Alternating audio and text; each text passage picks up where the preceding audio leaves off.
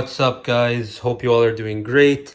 Today's video is going to be all about the Kyosho kf01 models. This is an absolutely beautiful but also very rare 10 scale NITRO F1 car. You guys know how much I love these things because you've seen me do a video on this one before, which is the custom body that I've designed with the SP carbon chassis, etc. But just to show you how much I love these things, I literally have 3 of them, and these, believe me, are not easy to find, and they are not cheap to find anymore. Neither are the parts.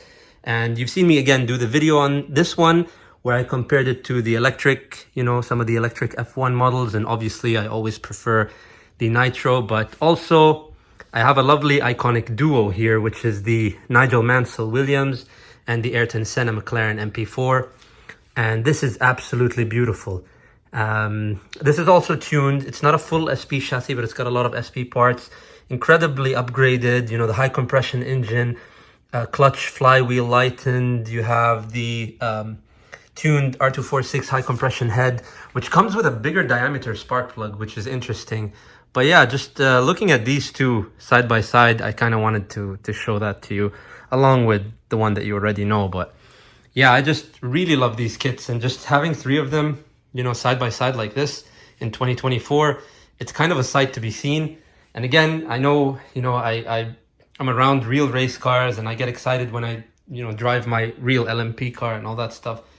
Very lovely thing to do, but I still get extremely excited when I see beautiful RC kits like this. And this one is not complete yet. I still have to, put the shell decals here. Gonna replace all the McLaren decals with the Marlboro.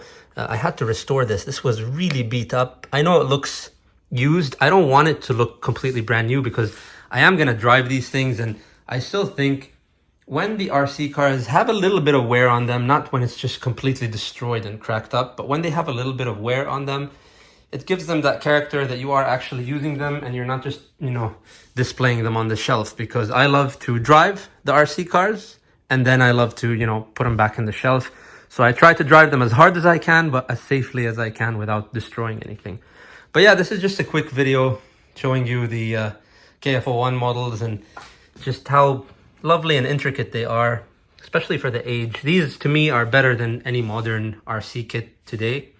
And if anyone can get their hands on one of these, I definitely would recommend it. They're not for beginners, obviously, because it's a Nitro, and these models don't even have a pull start. You have to have a Nitro box.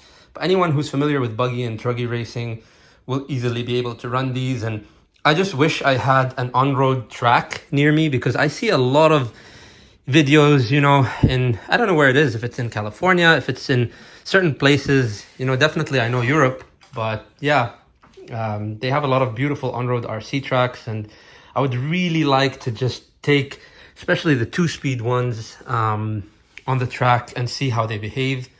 I think it's just a spectacle, because it's literally like shrinking a race car. When my wife is with me and she watches one of these things, she tells me she thinks, it's reminiscent of her when she's on the track and watching me in the real race car shifting gears, on the straight or through a corner. These things are literally a shrunken down version of that. So they give me that sense of pleasure. And when you're really obsessed with like motorsports and racing 24/7, I don't want to say it's a disease, but it kind of is, because it's constantly embedded in your mind. Even when you're not in the real car, you want to be driving something similar to the real thing, even if it's a smaller scale. It just keeps that, I think racecraft going in your head. And, controlling these things isn't the easiest, but for people who know RC cars, they're just super responsive and super awesome to drive because they are rear wheel drive. There is no four wheel drive here. Their characteristics of a race car are really, really, interesting, especially the weight distribution. As you can see here, we have some lead weights in the front. This kind of adds, weight in the front. So slow speed corners, it's more front end here because they're just unbelievably light from the front. And yeah, that's it. Just a quick show, basically. I wanted to show you guys. This is by no means showing off or anything like that, but I know there are a lot of enthusiasts and extremely hardcore passionate people out there like me that would want to see something like this. I always see these cool pictures on the Kyosho kf01 forums of back when they raced them in Japan, and they still do run them in Japan. It's just, again, because Kyosho discontinued them, which Kyosho, this is your sign again, I keep saying this, to bring these kits back, bring Nitro models back, because we love the electric stuff, and Tamiya and all that releases them, and you have many different brands now. It's no longer linked to HPI, Tamiya, and Kyosho. There's a ton of really good RC brands out there. Even some of the Chinese, unknown manufacturers are great, but nothing beats Nitro. And just seeing three of these, like this, side by side, each one in a different spec, different setup. It's all the same kf01, but like I said, the chassis setup, the parts components, some are wider, some have adjustable independent suspension in the front, some have just a single stiff setup, the weights, the hop-up options from Kyosho. You have no idea how rare these parts, the aluminum parts on this thing are, along with, it's almost impossible to find the high compression and lightweight flywheel over here. And the 2-speed gearbox as well is near impossible to find right now. But anyways, just beautiful kit, lovely, to look at. And that's all this is today. I just wanted to show it to you. I'll shut up now and just pan the camera around it just so you get a better view.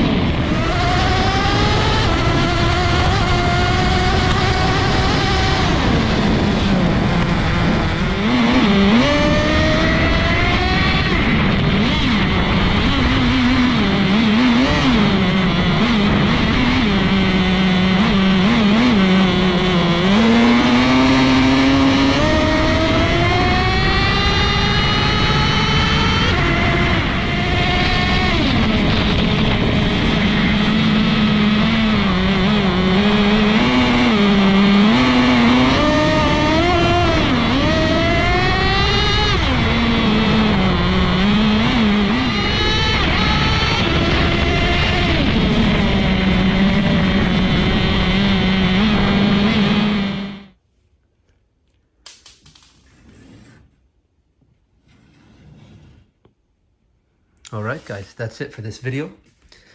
And I'm probably going to do another video where I take two of them, or you know what, screw it, all three of them, and just run them side by side. But yeah, probably the easiest to do would be take two first and then do the three. But anyways, guys, I hope you enjoyed. Ciao.